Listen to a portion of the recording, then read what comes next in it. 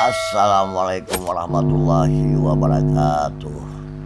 Salah seorang TikToker Abu Laut ataupun Ishak telah ditangkap oleh Polda Aceh di Cianjur akibat melakukan penghinaan kepada salah seorang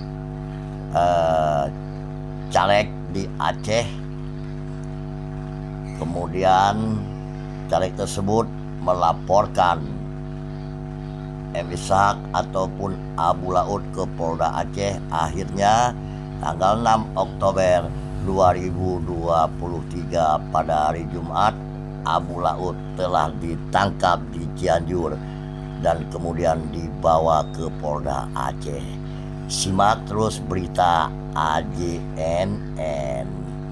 Terima kasih Anda telah menonton Ampih TV Channel. Jangan lupa di like, di komen, di share, dan di subscribe.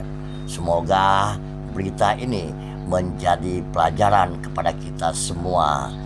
Jangan melakukan penghinaan di sosial media ataupun melakukan berita-berita bohong ataupun hoax.